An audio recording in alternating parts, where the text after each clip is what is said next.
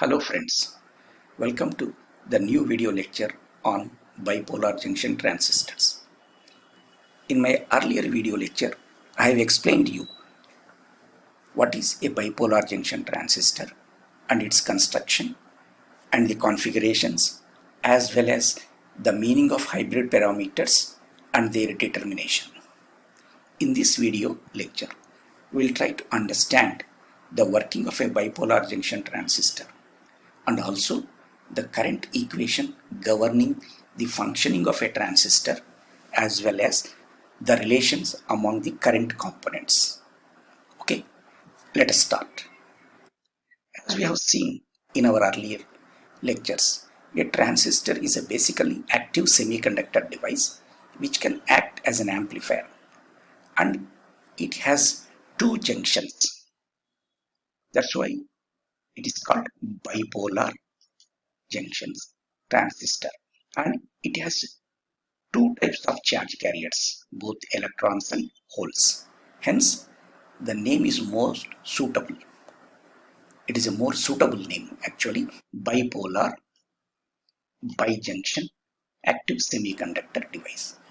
We have also seen in our earlier class that there are two types of transistors. One is NPN transistor, the other is PNP transistor. And you also know that in a NPN transistor, electrons are the majority charge carriers, and in a PNP transistor, holes are the majority charge carriers. Now, in this slide, I have shown the circuit symbol of a NPN transistor as well as schematic. Similarly, this is the circuit symbol for PNP transistor and its schematic. What is the most important thing about the circuit symbol is this arrow mark. This arrow mark is very important. As I have told you in the earlier video lecture also, this arrow mark is always drawn between base and emitter, and remember, it always denotes the direction of the current. It always denotes the direction of the current, not the electrons. It always denotes the direction of the current. It means in a NPN transistor, it is from base to emitter. That means its direction is like this, outward. This will be your emitter current, i.e. similarly, on the same lines, in a PNP transistor, the arrow mark is from emitter to base. That means the current direction is inward into this. This is IE. Automatically, the other directions will change. The student should remember this. Then this will become the direction of the collector current, and this will be the direction of the base current. I will explain the use of this at the end of this lecture. So this is the most important thing before you go to understand or you start understanding the functioning or working of a transistor. Am I clear? Right. Let us take up the working of first an NPN transistor, because as you have seen earlier, the NPN transistor consists of a p-type semiconducting material or a layer sandwiched between two n-type semiconductors. That means a p-type semiconducting layer is sandwiched between two n-type semiconducting layers. And next, coming to the point of working of a transistor. To understand the working of a transistor, first of all, it should be properly biased. What is the meaning of biasing? In a simple words, you can say providing suitable voltages, so voltage sources. Providing suitable voltage sources. That is, to understand the working of this NPN transistor, what I do is, I will bias the transistor in such a way that the emitter base junction is forward biased and the base collector junction is reverse biased. This is the most important thing. The emitter base junction is forward biased. So I will connect a battery in such a way that since here emitter is negative N, that means for forward bias I should apply a negative terminal of the battery here, and for base positive terminal NP. So for P terminal we have positive, for N we have negative terminal. Therefore it is forward biased.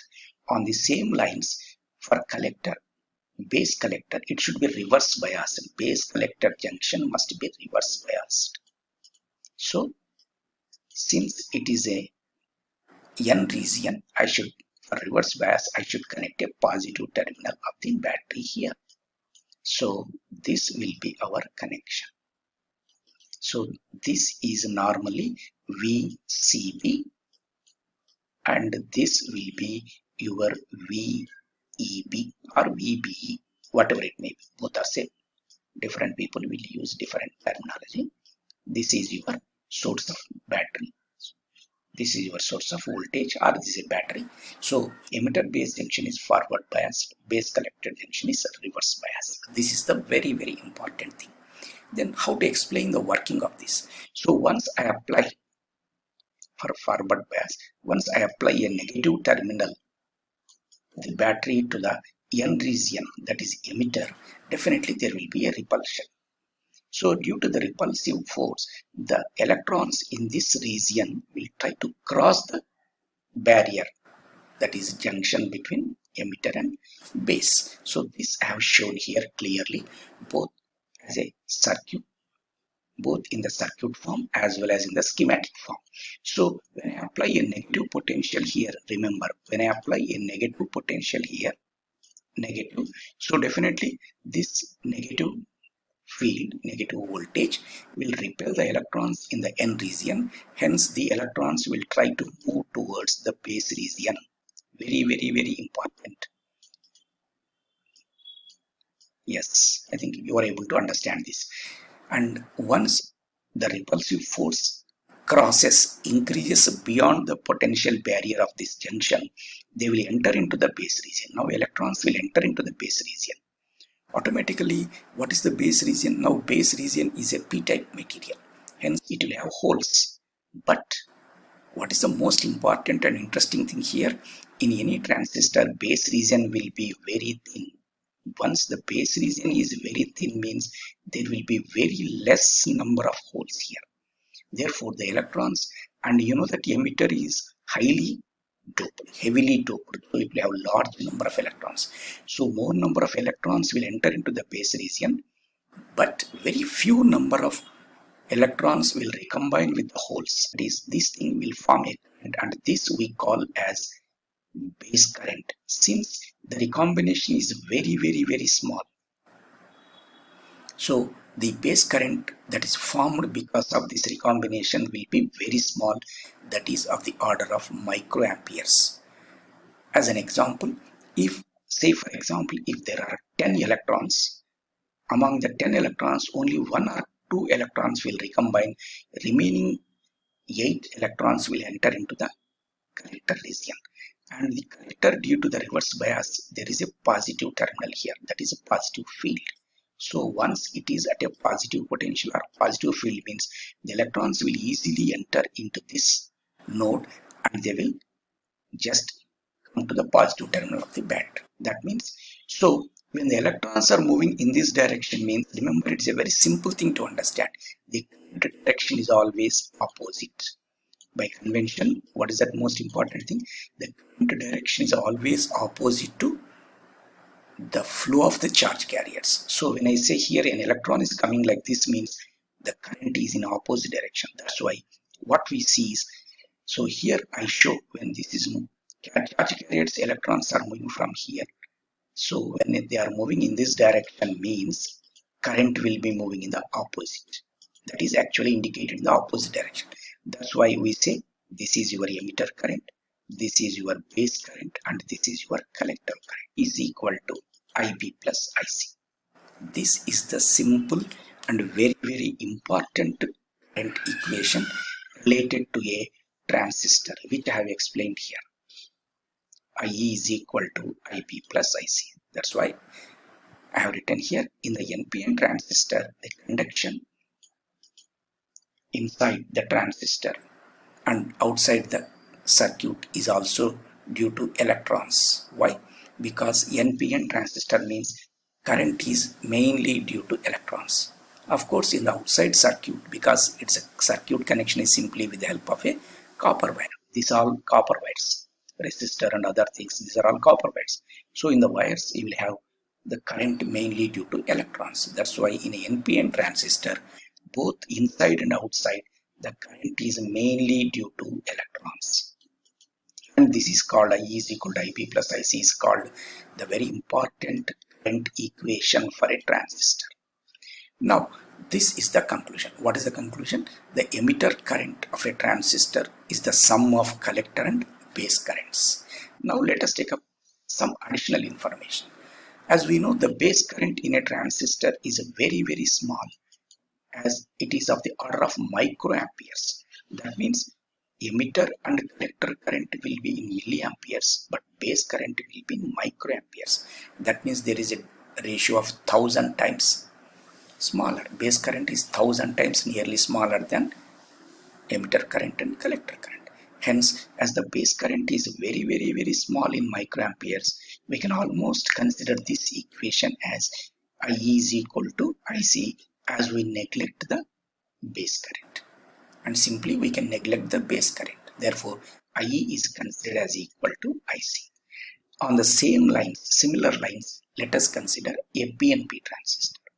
First of all, how do you form a PNP transistor? A PNP transistor is formed by sandwiching an N-type semiconducting material between two P-type materials. So this is your N-type material, this is your P-type, and also P.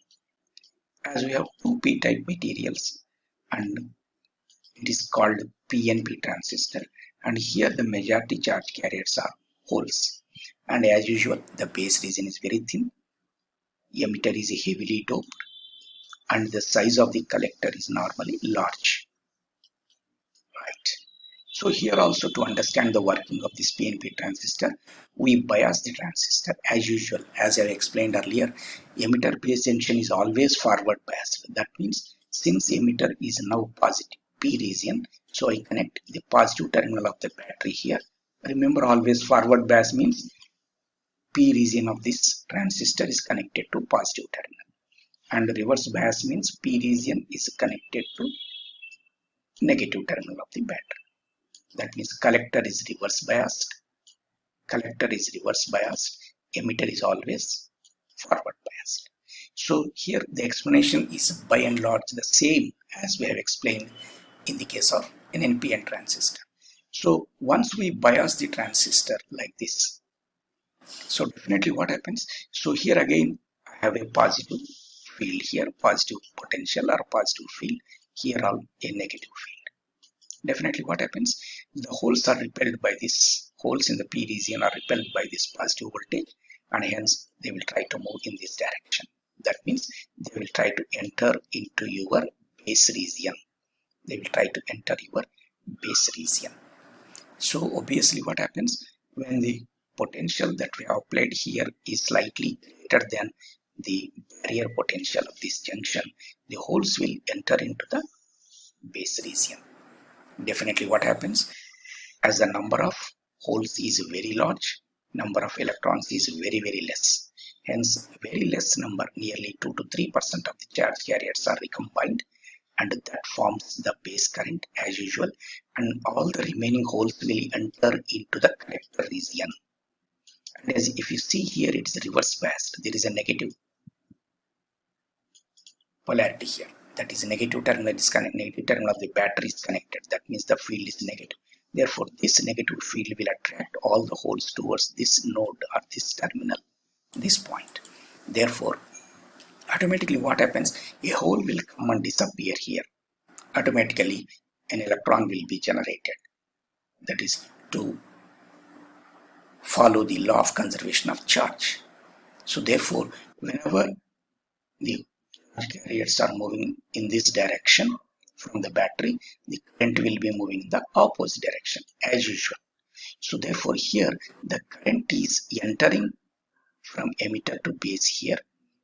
That is, current is entering into the device whereas here current is leaving the device. Again, to form the current equation, we apply Kirchhoff's current law. That means current entering is IE, current entering into the device is IE, and the current leaving the device is IB plus IC. This is the basic, as I've already explained in the case of NPN also, IE is equal to IB plus IC. This is the important current equation of any transistor, either NPN or PNP. So the conclusion is the emitter current is always equal to the sum of base currents and collector current. Sum of base current and collector current. As you know, the base current is in microamperes always. Please remember, every student should remember that, because of this thin size, very thin size of this base, or very low doping of this base, the charge carriers will be very less and the current will also be very small. It is of the order of microamperes. Hence, what we do is, in general circuit analysis or analyzing the transistor, we neglect the base current and we consider this as almost equal to, emitter current is almost considered as equal to IC. I've explained the concept clearly. Good luck.